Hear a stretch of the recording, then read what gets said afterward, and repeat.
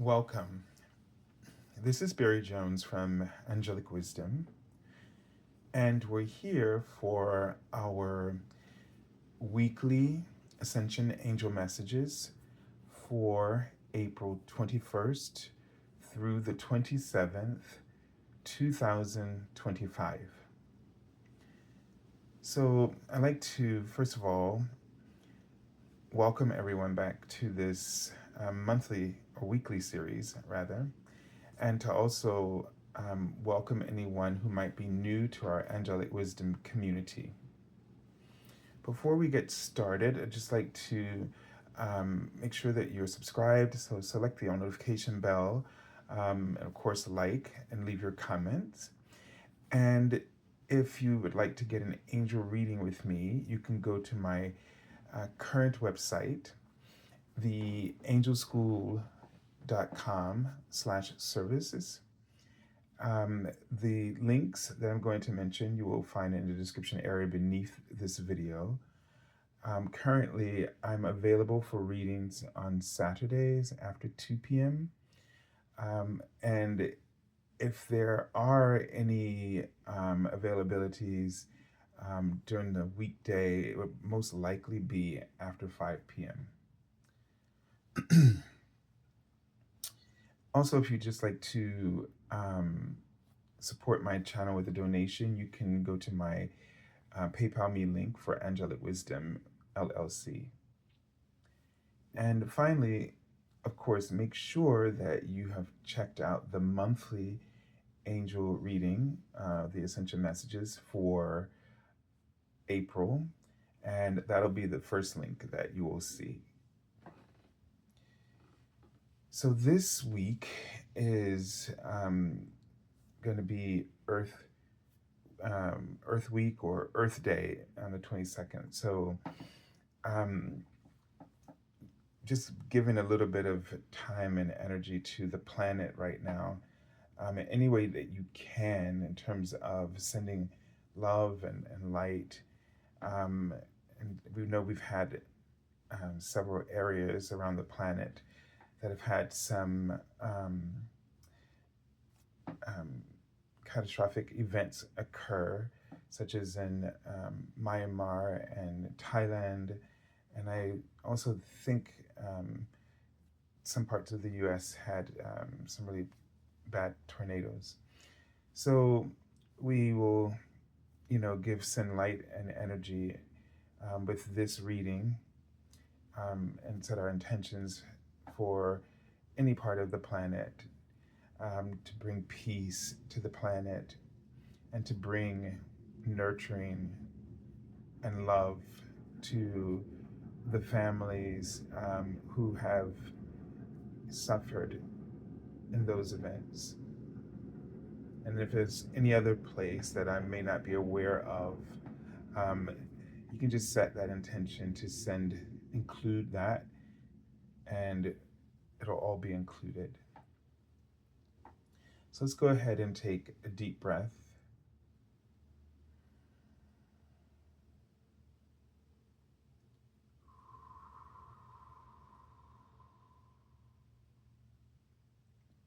And just allow yourself to be centered and grounded.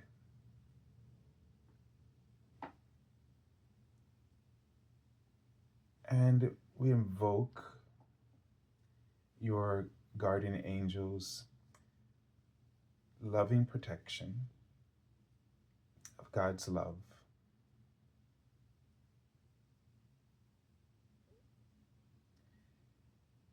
And they write the word hope. So we want to really keep the flame of hope lit within every heart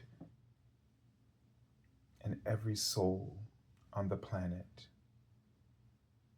in every being and every fiber of nature itself.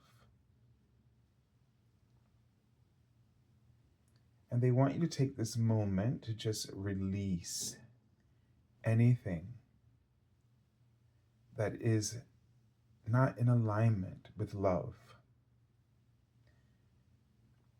And so they write to let go of revenge. And that might sound like a harsh word for such kind souls. But often the energy of revenge, sometimes we want to not just get back at someone, but sometimes we just can't let go in our silence of the feelings that we feel that we've been wronged. And we want to somehow be vindicated, right? So we want ourselves, we want people to know our truth. We want people, um, we want the people who are not doing the right things to pay. We want them to be imprisoned, and we want them to go through a little of what they put others through. And we all know how that feels. However, somehow the angel's message to us is that love is the strongest power that we can offer. Any other thoughts do not help. It is only love that is going to help, not cruelty and not guilt. There's no reward in any of that for any of us. And they're writing that it will not help us to reach our goals any sooner. And somehow, our goals are beyond just having someone to pay for what they've done, or to pay so that they can stop creating the pain and the fear that we're all feeling the pressure of.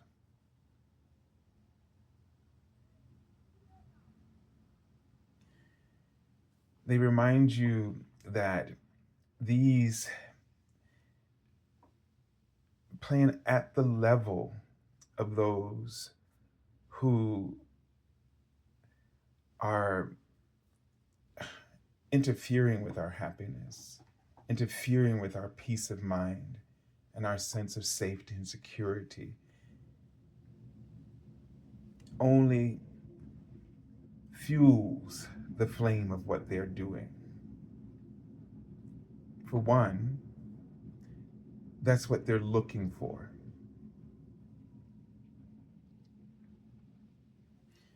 Because your misery or your distraction or distortion means that they are able to accomplish their goals, because the power of love is diminished. So only when the power of love is sort of like a flag at full mast then only can their plans be obstructed. But if we play in to their game of fear and pain, then it lowers our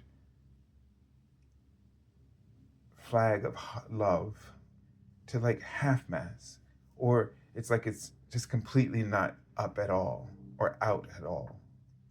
And they're able to do whatever it is that they have set out to do. When we raise, when we send love, every time we're angry, every time we're upset, every time we're afraid or worried, and it doesn't have to be about people directly, but it could just be even for you, we need to send love. Take a moment and say a prayer of love for whomever it is that is in such deep pain and deep fear and illusion that they only know how to create harm. Love is needed like a blanket to comfort those who are in that deep disillusionment.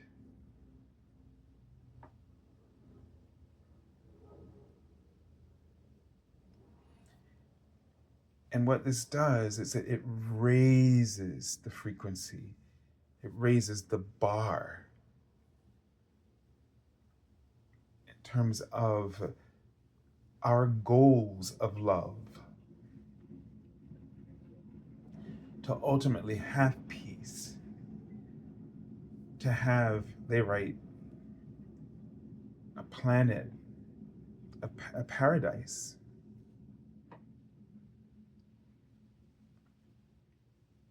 Remember, we were given a paradise. This planet is still beautiful. It is still extraordinary. There is so much in the sky and in the sea and on land and within the earth that still amazes us all. And is always there for us to capture in moments that we need.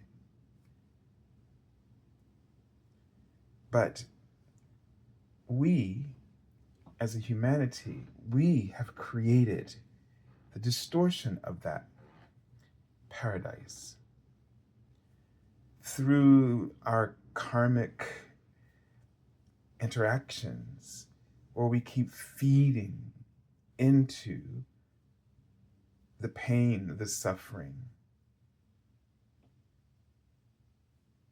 and the hopelessness and despair and depravity.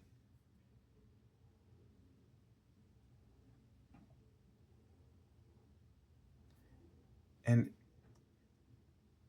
we can't hold one or a few responsible when we're all in it together. And we have to really believe in the power of our love by the way that we live our lives. Our lives, the way we choose to live them, is a testimony to that love, an encouragement of that love, an advocacy of the love and the blessings that we desire and deserve. And so if we live our lives in fear, or we live our lives in regret, or we live our lives with anger and frustration, then we are making possible for our goals to be harder to achieve. And we make it possible for others whose goals are the opposite of love to champion on what it is that their pain, their very distorted pain, has caused them to believe is a right path. Because the distortion is that the kind of power that they're seeking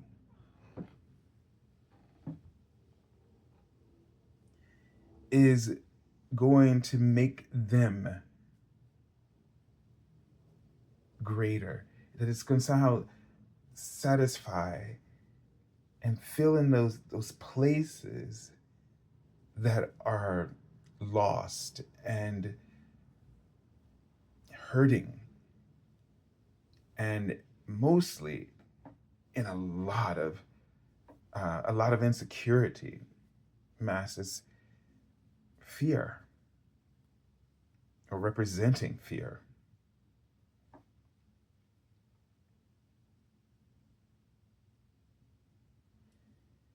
And we have to remember and honor our planet in this, not only in this week especially, but throughout our lives,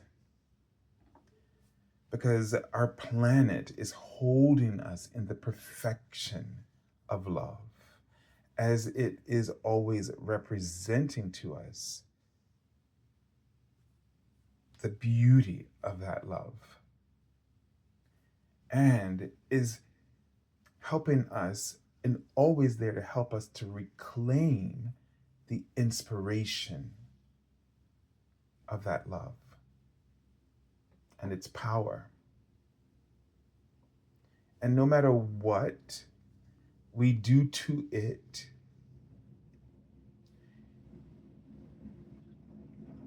it never loses its beauty. It never loses its ability to inspire.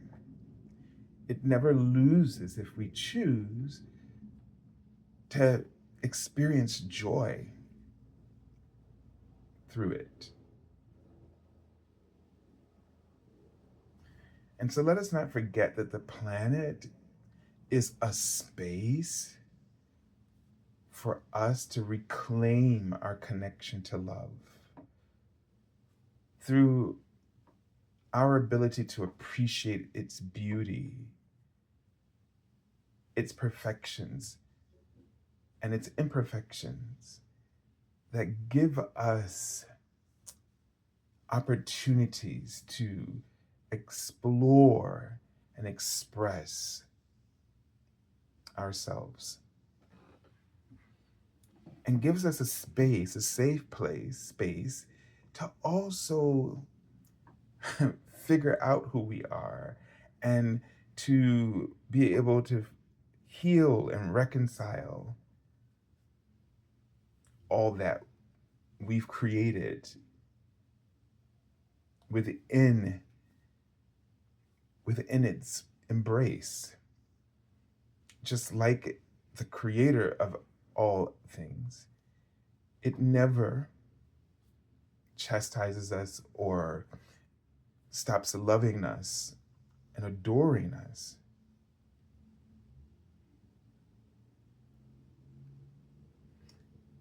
It does grumble, just like our bodies, when we don't always do the things that aligns with what it truly needs and desires to be whole, vital, and healthy.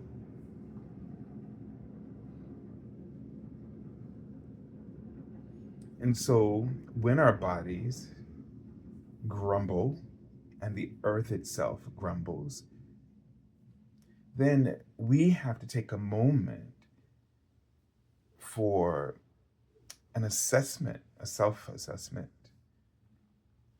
and know that our bodies are asking for help from its, lack of a better word, its driver, right? The soul who's driving and is using the vehicle of the body, just like we are within the vehicle of the earth. And when it asks us for help,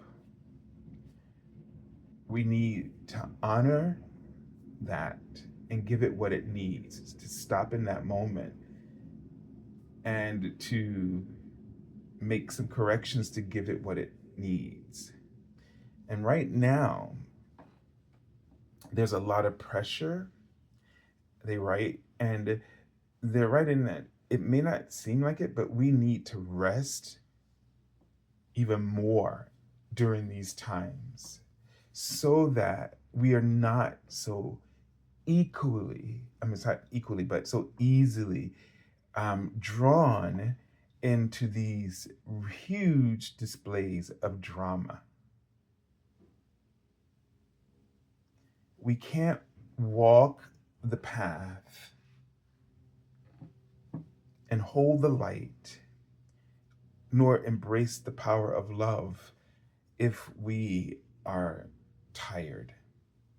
And if you find yourself sleeping more and thinking about things that you should be doing, or feeling this pressure of a lot of things you should be doing, take the time to rest.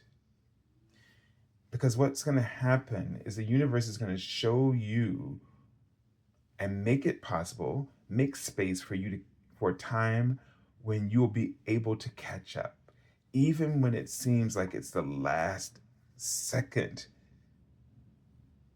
before in your head something is due. The universe will just open that time and that space up for you to get those things done. But you have to trust the universe. You have to trust yourself. You have to trust your body that it is aware of what's important.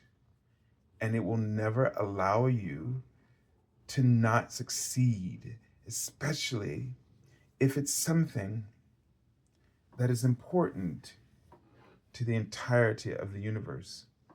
If it's important, it is understood and everything will be worked out.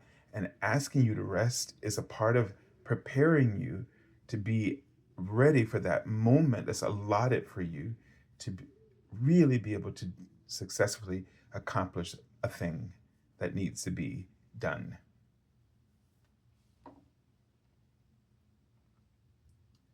So as you tap into this trust of you know, of the earth, and your body is a part of earth because it's a physical organism.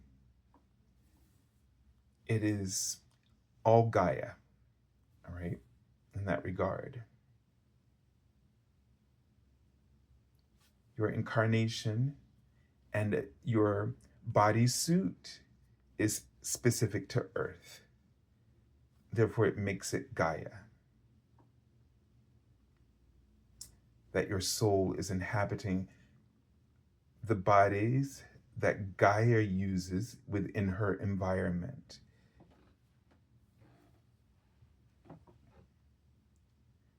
And just like your body and Gaia, it is able to naturally self-heal if we were to really do all the things that our body itself is seeking. If we give the body and the earth what it needs to heal, and it knows what it needs, and we listen to that and we do it, then it would automatically self-heal. So we don't have to worry about an ending as long as we're willing to listen. And what the world needs now, oh boy, sorry about that quote, but it's true, and it's one of the songs that my classes are singing for spring show. What the world needs now is love, sweet love. That's what we need.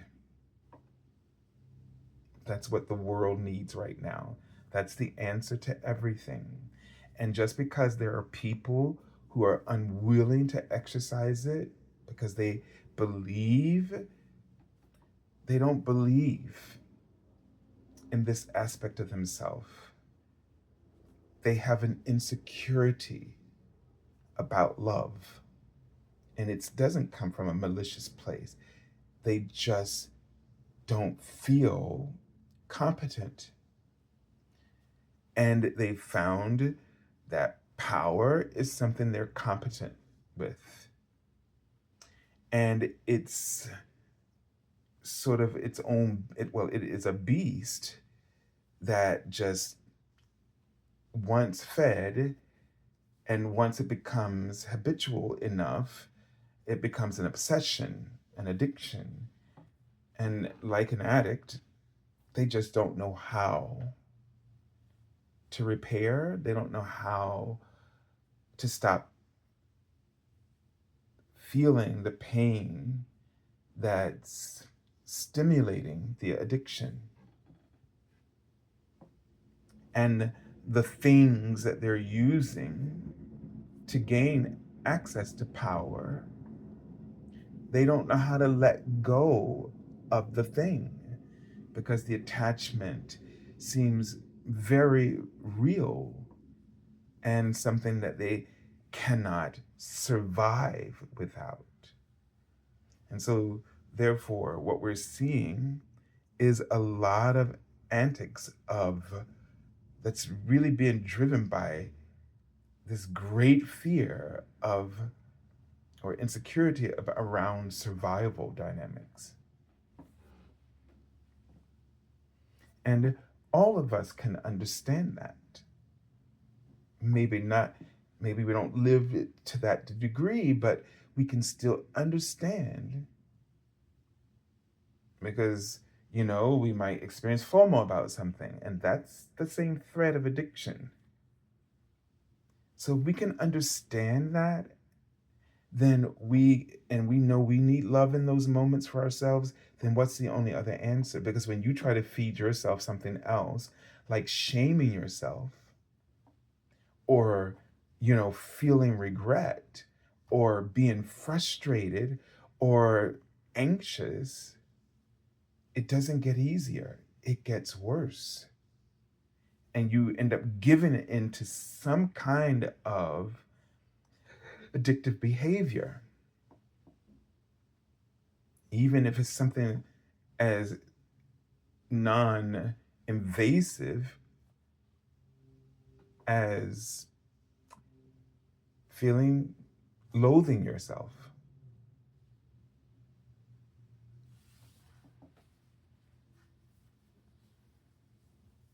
But do you think it's really any different for those? And I know it sounds like we're trying to sympathize with them. No, this is what they were writing before. This is compassion. And actually, they just wrote, compassion is a courageous act. So there's no weakness in love at all. To love takes courage in face of a world system that seems very powerful and seems so established, it seems unstoppable. And so unstoppable that it feels like you have no other choice but to play the game. But we've always had a choice. And we've all run to the end of our lines in our various aspects of our lives in which we are realizing that I don't have a choice to continue with this choice. And that I'm going to have to figure out this compassion. I'm going to figure out how to get the courage, this real courage to have compassion and love, to express it, to use it to heal as a power, to use it to self-heal, to use it to help bring those out of control insecurities of these very large figures of power back into the balance and wholeness of oneness. Because we're in it together, because we created the karma together. And yes, we all came through the veil of illusion. It wasn't on purpose, but we got it wrong at some points in our lives and other lifetimes. We've gotten it wrong. And so we're come again trying to be wiser in this three-dimensional vehicle. But the thing that we're making so complicated was so very simple. And voices like Jesus and so many others, right, who've come to be a part of this three-dimensional experience to raise the frequency by bringing in the clearest message of love that they were able to present. And not many could receive it, but many also did. And then many of us received it, but we never put it into action. So many of us have been sitting with it. We can talk about it. We can help others when we talk about it, but it's not easy to live it. And that's no criticism. It is just what it is. But now we're fed up or filled up with the stuff, and now we're ready because we see like this illusion, this course of illusion has run its course. There are no more roads left. And thank goodness, the only options left is love. And it's unexplored. We've never dived deep into its waters to find out how fearless these waters truly were, and just how enormous, and in its enormity, there's just a show of strength, right? And then when we dive deeper,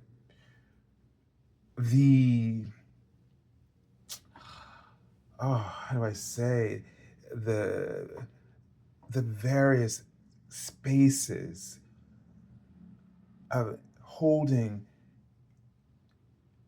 rarefied aspects of love and exploring them and discovering them is just, it's incredible. It's miraculous. And this is what's left for us, that we've exhausted our way. Now we have the inexhaustible, the truly inexhaustible way of love to explore and to experiment, but it takes courage. That's all one needs. And it's not the kind of courage that we're talking about when we have to face our fears. It's the courage of transcending what we knew or what we think we know, and allowing ourselves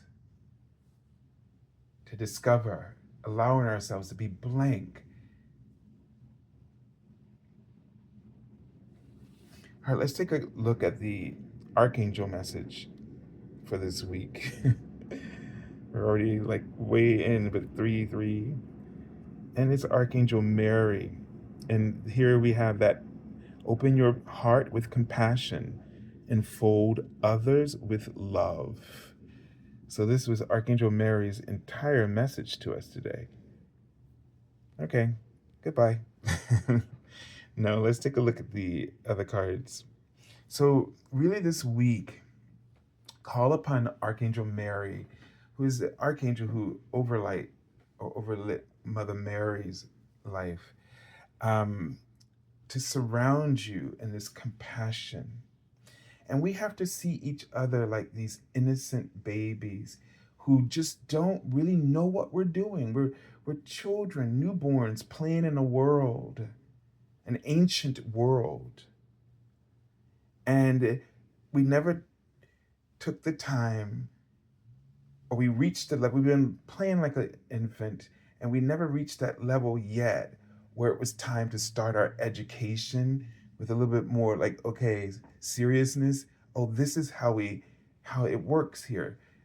So we just been exploring, and that time of exploration, created insecurities. It sets up all these weird dynamics, and then we start becoming educated, and we become wiser. we become knowledgeable, and we learn how to use the tools and how to apply them correctly. And so that's the era we're moving into. And maybe it seems weird because the earth has been, in existence for billions of years, and mankind, or whatever you want to, whatever has existed here, has been here for thousands of, maybe tens of thousands of years. And why just are we just getting to that first level? But there's just so much for us to have needed to go through and understand from lifetime to lifetime. And we're ready for a lifetime where we'll be more, we'll be wise, and we'll be, live more in purity and truth with one another, integrity. All right, so let's take a look at the first card. Cards are right to left again. So it's a lot of, personal inner reflection. We have this card, the Eight of Paus, which is wands. And we usually see, something flying through the air. Here we see a rainbow. And she's carrying these things, she has, it looks like gifts. And so this card has given us a message that a gift is coming to us. And the gift might feel like a burden that you're carrying, but in truth, it is not. And so it's about perception. Are you seeing the hope? Are you seeing the promise? Are you seeing the signs? And are you ready to embrace the gifts that you're carrying? And those gifts that you're carrying, they're not just for you, they're for others. And so are you willing and ready to share those gifts and to receive?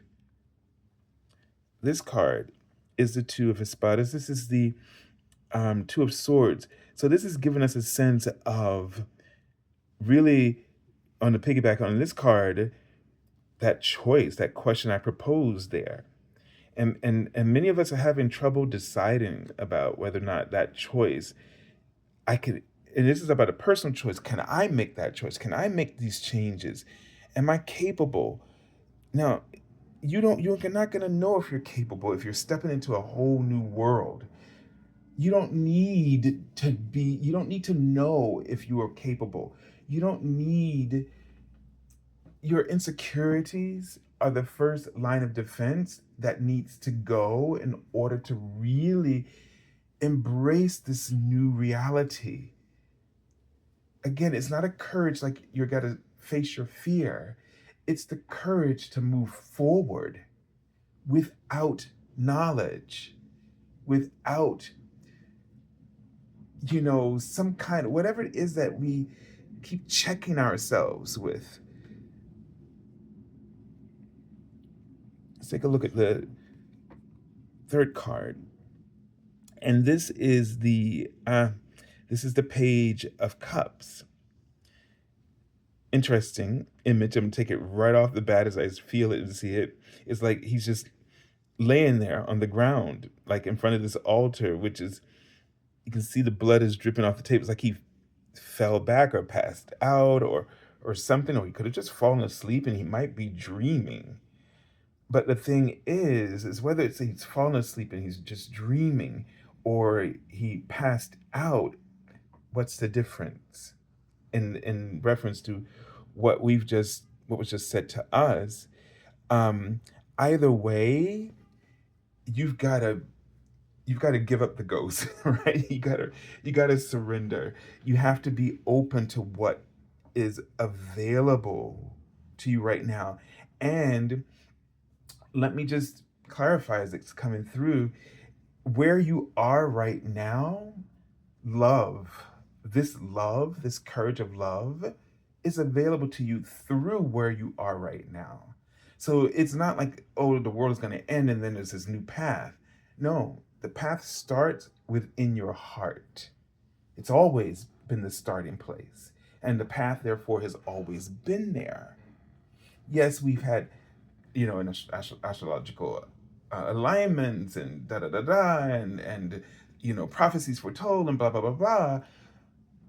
But dearest, the path to start was always within our hearts, right in the midst of whatever chaos we were feeding.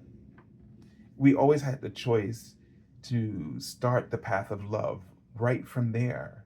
The path of love is the ending of the karmic connections. It's just one that you have to be ready to start. It's like getting off the hamster wheel, is stepping onto the path of love in your heart and getting out of the system dynamic outside of you and just looping around on anything that they throw at you. So you've been carrying the gifts. That's what this means. You've been carrying the gifts. Are you ready to make the choice to put these gifts into action? All right, let's take a look at, but again, the only answer is compassion and love, surrounding and enfolding others in love. And you can do that by understanding that you're part of it. No, if you want to see yourself separate from others, then you'll be back on that hamster wheel. So we have the Five of Kunchas, which is the Five of Pentacles. And this is this is a tough card typically in a traditional tarot because it's about, worried up about the finances, right? But here we have these, a monk and then another supplicant here, basically, and they're entering some kind of, stone, sacred space, right? It looks like, but it seems like they're praying there first before entering. And so for you, this might be a message of, pray yourself, pray before everything that you do. Like, prayer helps you to connect with love and to open up that path and to start that path of love. You just got to stay open once you step through it to the prayers that you are asking to receive.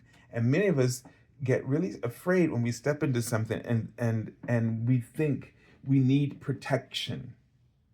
And so this fear, because if I need protection, that means I'm afraid already. Even if I'm calling on the angels of God to protect me, I'm already I've already denounced my faith or my trust in the universe by asking for protection. However, as again, it's come to me recently to ask for the protection of God's love, meaning you accept that you are already in the protection of God's love. And that's the only thing that you really want to focus upon or experience.